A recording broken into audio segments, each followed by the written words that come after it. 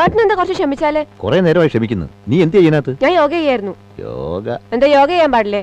യോഗ ചെയ്യുന്നതും ചെയ്യാണ്ടിരിക്കുന്നതല്ല ഓരോരുത്തരുടെ ഇഷ്ടം. അപ്പൊ എന്റെ ഇഷ്ടത്തിന് എന്തോ കുഴപ്പമുണ്ട് അല്ലേ? ഏട്ടനൊരു വിചാരമുണ്ട്. ഏട്ടൻ ചിന്തിക്കുന്ന പറയുന്നേ മാത്രമേ ഉള്ളൂ ശരിയെന്ന്. അതിന്റെ അപ്പുറത്തും ഉണ്ട് കുറെ കാര്യങ്ങള്.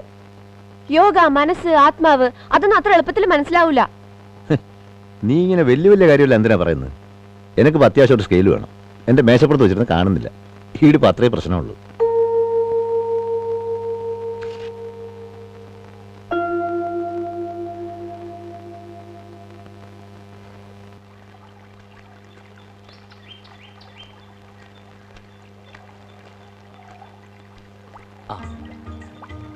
പ്രകാശ, ഒരു കത്തുണ്ടല്ലോ. കത്ത? എനക്കാ?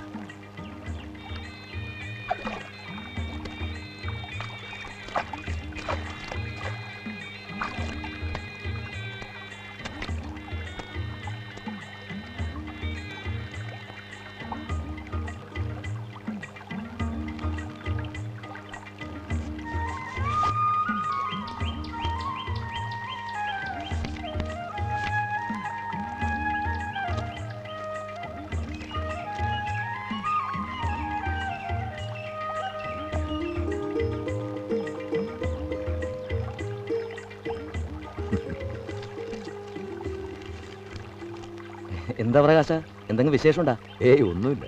പണ്ട് ഞാൻ കുറച്ചു കാലം എൻ്റെ ഒരു ചങ്ങായിൻ്റെ സായന പത്രത്തിൽ പണിയെടുത്തിരുന്നല്ലേ. ഓൻ പിന്നെ അതെല്ലാം നിർത്തി ഗൾഫിൽ പോയി. ഇപ്പം കുറച്ച് പൈസയാക്കി നാട്ടിൽ വന്നിട്ടുണ്ട്. ഇനി പോകുന്നില്ല എന്നും വെച്ചു. മൂപ്പറ് പിന്നെയും പഴയ പത്രം തുടങ്ങാൻ പോവുക. വേറെ ചില്ലറ ഏർപ്പാടൊക്കെ ഉണ്ട്. പോണം, സഹായിക്കണം എന്നൊക്കെ എഴുതിയിട്ടുണ്ട്. കൂട്ടത്തിൽ ജീവിതം, സ്നേഹം, സമൂഹം എന്നൊക്കെ കുറച്ച് സാഹിത്യവും കാച്ചിട്ടുണ്ട്. എന്നാ പിന്നെ പോയി നോക്കറാ, ഒരു ചേഞ്ച് അല്ലേ? ഏയ് ഇനിയിപ്പോൾ അമ്മാതിരി മെനക്കെടൊന്നും കഴിയൂല. പിന്നെ നുണയെഴുതി പിടിപ്പിക്കുന്ന ഏർപ്പാടല്ലേ, വേണ്ട. പത്രത്തിൻ്റെ പണിക്ക് പോയാൽ വേറെ ഒരു സംഗതി നടക്കില്ല. എനിക്ക് ഈ ചളിയും വെള്ളവും വയലിലെ പണിയെല്ലാം വേണം. പിന്നെ നമ്മളെ വായനശാല, നാടകം, സമ്മേളനം അതൊന്നും ഇല്ലാണ്ട്. എന്നാലും അങ്ങനെ അല്ലല്ലോ. നീയൊന്നും ഇങ്ങനെ നാട്ടിലൊതുങ്ങി കൂടി നശിക്കൊണ്ടോന്നല്ല. നാട്ടിൽ നിന്നാ മോശം, പുറത്തു പോയാൽ ഭയങ്കര കേമം. അങ്ങനെ ഒന്ന് ഉറപ്പിക്കറ വാസോട്ടെ. എല്ലാവരും ലണ്ടനിലും അമേരിക്കയിലും പോയാൽ നമ്മളെ നാട്ടിലെ നെല്ലിനെന്തെങ്കിലും പിന്നാരാ? വയലിൽ നട്ടുകിടാൻ പിന്നാരാ?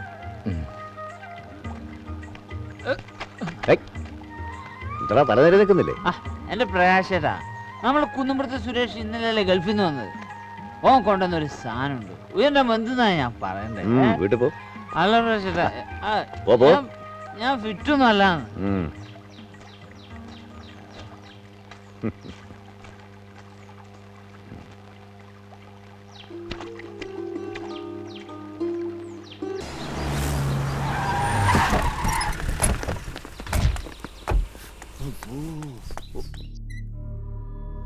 അല്ല നീലാണ്ട, അല്ല ഈ സെൻട്രൽ ജയിലിന്റെ മെയിൻ ഡോറും കൂടി മതിൽ കെട്ടാൻ വലിയ മാർഗം ഉണ്ടാ? അതിനിപ്പൊ എത്ര വേണേലും ഇറക്കാന്ന്. അല്ല എന്തിനാ ഈ എം എ അബ്ദുള്ളക്കുട്ടി കൈയിട്ട് വരാൻ പറ്റും വനം വകുപ്പ് തിരഞ്ഞെടുത്തത്? എന്താ ഒന്നും മിണ്ടാത്ത നീലാണ്ട? നീലാണ്ടനല്ലടോ, നീലകണ്ഠൻ. തന്നോട് ഞാൻ പലതവണ പറഞ്ഞിട്ടുണ്ട് കേട്ടോ. ഇനി ഇത് ആവർത്തിച്ച പറഞ്ഞല്ലോ എന്റെ വകുപ്പ് വൈദ്യുതിയാ. കുപ്പായത്തിനിടെ കൂടെ ഇലവങ്കവി കയറ്റിവിടി ഞാൻ. ചുമ്മാ കണാകുണ പറയാനല്ല നമ്മളോട് കൂടിയിരിക്കുന്നത്. അവൻ ഇന്ന് പുറത്തിറങ്ങുക, അത് നമുക്ക് പാരയാവും. അതാരും മറക്കണ്ട. അതിനിപ്പോ എന്താ സംശയം? MLA മണി ഇറങ്ങുമെന്ന് പറയാ, ഇറങ്ങുകയും ചെയ്യും, നമുക്കിട്ട് പണി തരികയും ചെയ്യും. ഏയ് അവൻ ഒരിക്കലും പുറലോകം കാണാൻ പോകുന്നില്ല. അത് ഈ നീലകണ്ഠൻ ആണയിട്ട് പറയുന്നു. സത്യാണോ നീലകണ്ഠൻ? എന്തിന്റെ അടിസ്ഥാനത്തിലാണ് മിസ്റ്റർ നീലകണ്ഠൻ ഇങ്ങനെ ഒരു ആണയിടുന്നത്? ഏയ് വേറൊന്നും കൊണ്ടല്ല, നമുക്കെല്ലാവർക്കും ഒരു മനസമാധാനം കിട്ടാൻ വേണ്ടി വെറുതെ. ആരും ഇനി അവന്റെ പേരിൽ ആണയിടാൻ നിൽക്കണ്ട. നമ്മുടെയൊക്കെ ആ പഴയ രാഷ്ട്രീയ ഗുണ്ടയുടെ മൂർധാവില് ഒന്നാം തരം ഒരു ആണി അടിച്ചിട്ടാ ഞാൻ ഇങ്ങോട്ട് വന്നിരിക്കുന്നത്. എന്റെ പൊന്നു വട്ടക്കാട, നിങ്ങൾ കാര്യം എന്താണെന്ന് വെച്ചാൽ തെളിച്ചു പറ. അവൻ പുറത്തിറങ്ങിയാല് അധിക നേരം ജീവനോട് ഉണ്ടാവില്ല.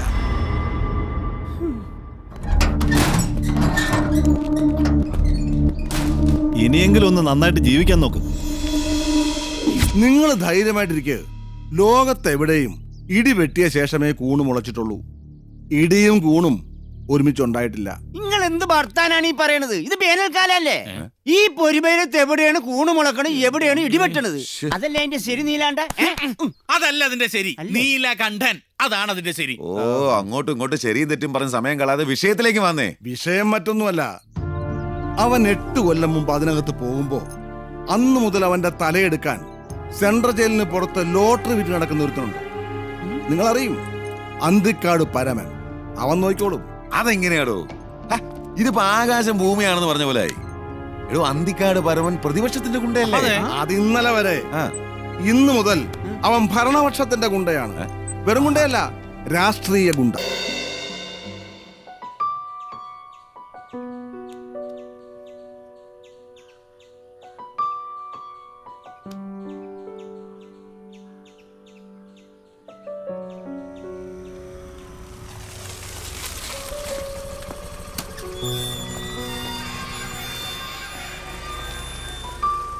അച്ഛൻ വന്നിട്ട് കുറെ നേരമായി. അച്ഛനോ? ആ, കുട്ടിയുടെ അല്ല, മുന്നിലിരിക്കുന്ന ആളിനെ. എന്റെയോ? ആ, ഭഗവതി, ഒരു മുറി എടുത്ത് ഇവിടെ തന്നെ കൂടാൻ പറയുന്നുണ്ട് അച്ഛനോട്. വെറുതെ എന്തിനാ എങ്ങനെ യാത്ര ചെയ്യുന്നത്? നീ വണ്ടി പാർക്ക് ചെയ്തിട്ട് പോരെ. ഓക്കെ.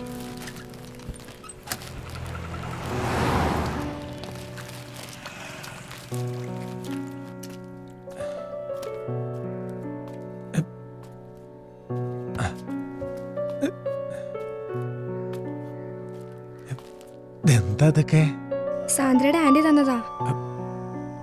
ആരുടെ അവതാരം വാങ്ങണത് അച്ഛൻ ഇഷ്ടല്ലെന്ന് മോൾക്ക് അറിഞ്ഞൂടെ? അവരൊരു ഗിഫ്റ്റ് തന്നപ്പോ എങ്ങനെയാ വേണ്ടാന്ന് പറയാ? പിന്നെ ഔദാര്യാന്ന് നമുക്കേ തോന്നുള്ളൂ.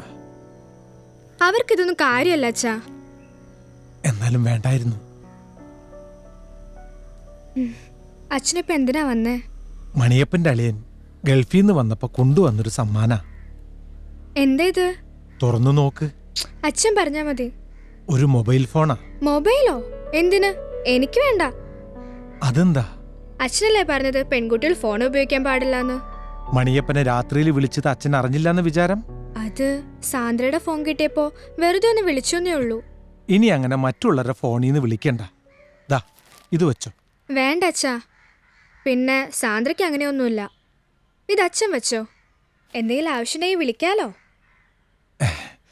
എനിക്കിതൊന്നും അത്ര വശില്ലെന്ന് മോൾക്ക് അറിഞ്ഞൂടെ? അതൊക്കെ തനിയെ പഠിച്ചോളൂ.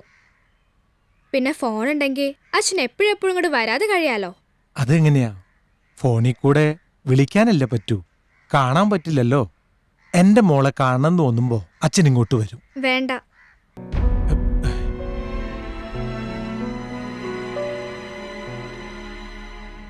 ഞാൻ കൊച്ചുകുട്ടിയൊന്നുമല്ല. അച്ഛനിങ്ങനെ എപ്പോഴും വരുന്നതിന് കൂട്ടുകാരികളൊക്കെ എന്നെ കളിയാക്കുക. ഒരു മുറിയെടുത്ത് ഇവിടെ താമസിച്ചൂടെ എന്ന് ചോദിക്കുന്നവര് വരെ ഉണ്ട്.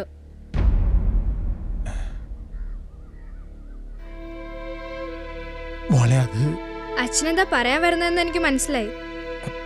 ശരിയാ. മക്കള് വളർന്ന തന്തമാരത് മനസ്സിലാക്കണം. തെറ്റുപറ്റിയത് അച്ഛനാ. അച്ഛനിതെന്താ ചെയ്യണ്ടേ? കൊണ്ടുപോയിക്കോ. ഞാനിത് അപ്പഴേ അവളോട് പറഞ്ഞതാ, എന്റെ മോൾക്ക് ഇതൊന്നും ഇഷ്ടാവില്ല എന്ന്. എന്നിട്ട് ഇത് ഇവിടെ കൊണ്ടെത്തിച്ചില്ല എന്നും പറഞ്ഞ് എന്നെ ഉറക്കിയിട്ടില്ല ഇന്നലെ അവള്. അച്ഛൻ ഇനി ഇവിടെ നിന്നാ ഷട്ടിലങ്ങ് പോകും. അന്നത്തെ കൊതുകേടിന്റെ ചൊറിച്ചിൽ ഇപ്പോഴും മാറിയിട്ടില്ല. മോളിനി എന്താ അങ്ങോട്ട്? ഓ, വെക്കേഷൻ ആവട്ടെ അച്ഛാ. മതി, വെക്കേഷൻ വന്നാ മതി. അച്ഛൻ ഇറങ്ങട്ടെ. അച്ഛാ, കൊട. ഈ തിരക്കിലേ അച്ഛൻ ഇതങ്ങ് മറന്നുപോയി. അച്ഛൻ പോട്ടെ.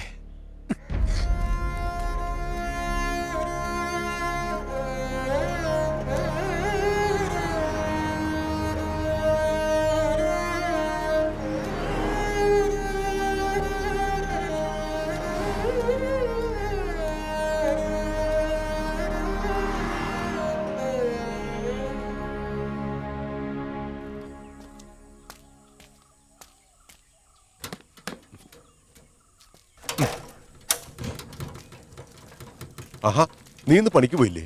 ഇല്ല. എന്നും കുന്നും കന്നിനെ പോലെ പണിയെടുത്തിട്ട് എന്താ കാര്യം? അത് കൊള്ളാം. പണിയെടുക്കാൻ 12 മണിക്കൂർ പോരാന്ന് പറഞ്ഞു നടന്ന ആളാ. ഇതെന്ത് പറ്റി? ഒന്നും പറ്റിയിട്ടല്ല. ദാ ഇതങ്ങ് അകത്ത് കൊണ്ടുവച്ചേരെ. എന്താ ഇത്? നീ തന്ന മൊബൈലാ. എടാ, ഇത് ഇവിടെ വെക്കാനായിരുന്നെങ്കിൽ നിന്റെ വീട്ടിൽ കൊണ്ടു തരില്ലായിരുന്നു. ബാല, അവള് ജനിച്ചത് നിന്റെ മകളായിട്ടാണെങ്കിലും പ്രായപൂർത്തിയാകുന്നവരെ വളർത്തിയതും കൊണ്ടു നടന്നതും ഞങ്ങളാ. അന്നൊക്കെ സ്വന്തം തന്തയ്ക്ക് ഷാപ്പിൽ നടക്കാൻ നേരല്ലായിരുന്നല്ലോ. അങ്ങനെ ഞങ്ങൾ വളർത്തിയ മകൾക്ക് കൊടുത്തൊരു സമ്മാനം തിരികെ കൊണ്ടുതരാൻ നിനക്ക് എങ്ങനെ കഴിഞ്ഞൂടാ? നിന്റെ മോൾക്ക് വേണ്ടെങ്കിൽ പിന്നെ ഞാനിതെന്തിനാ വീട്ടിൽ വെക്കണേ? വേണോ വേണ്ടോ തീരുമാനിക്കേണ്ടത് നീയല്ലല്ലോ. കൂടെ കൂടെ ഞാനങ്ങോട്ട് ചെല്ലണത്. അവൾക്കത് അത്രയ്ക്ക് അങ്ങോട്ട് ഇഷ്ടമല്ലെന്ന് തോന്നണേ. മോൾ അങ്ങനെ പറഞ്ഞോ?